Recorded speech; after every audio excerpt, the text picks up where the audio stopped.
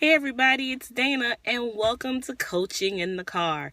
Today we're going to talk about the data team process. So the data team process has 5 steps.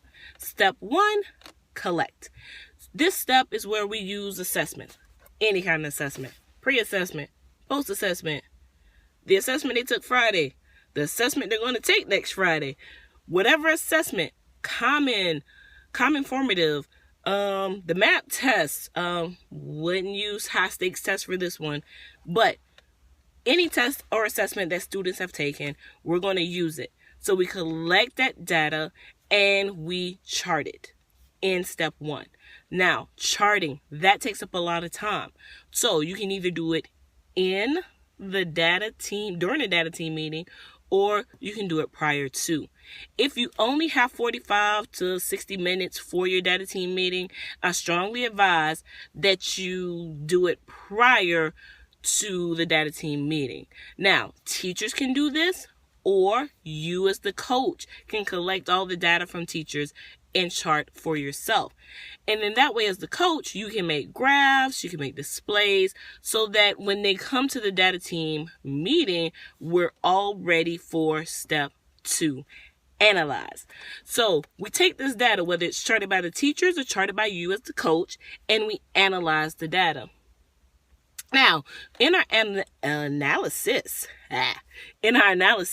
we're going to look for student strengths and students' obstacles or weaknesses.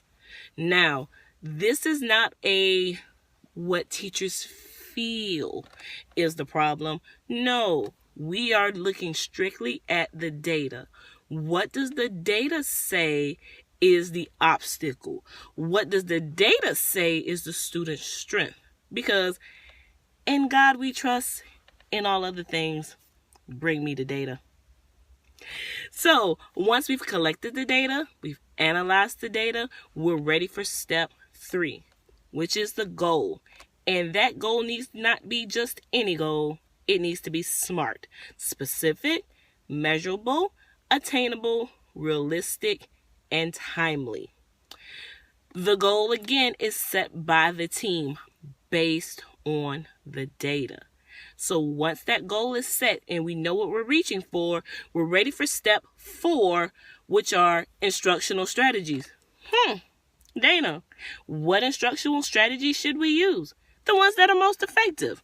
What are those? That's a whole different video, guys. But we're going to choose instructional strategies, and not like 10, 15. No. You want to choose enough instructional strategies that you have options, but you don't want too many, because you're actually going to have to use all of them. So I'd say 2 to 3, maybe 4 instructional strategies that you're going to use within that time frame to reach your goal.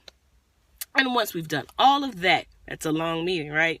We're ready for step 5. Now, step 5 is not done in the meeting, but how step 5 is done is going to be done during the meeting. Meaning, how are we going to monitor? How are we going to evaluate? How are we going to know we've reached the goal we've set? This step is very important for you as the instructional coach, because you're the one that can help monitor to see if teachers are following up with the instructional strategies they say they're going to implement. We can do that by observation. We can do that by having checkpoint meetings. And then we analyze. So once we've gone through this process, say it's 30 days, they've worked this plan for 30 days. We've had checkpoints. We've had checkpoints as a team. You as the instructional coach and the teachers have sat down and said, okay, we've been working these strategies. I don't feel like A is working. We need another one. So remember, even though this instructional plan is in place, you should look and say, hey, this is not really working, and it's okay to change directions. We don't change the goal, we can change the direction, which is the instructional strategies we are using. That's why monitoring is so very important. And once we've monitored and we've gotten to the end of our time, be it 2 weeks, 30 days, 45 days, don't know how long you've set the plan for, we analyze. Did we meet our goal? What went well? What didn't? Let's change the program and start this entire process all over again.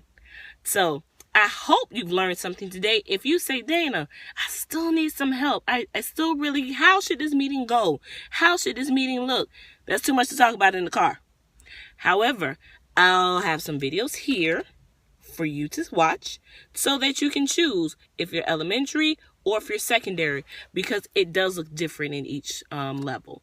So any questions, let's talk about it in the comments below, and I'll see you in the car really soon. Bye.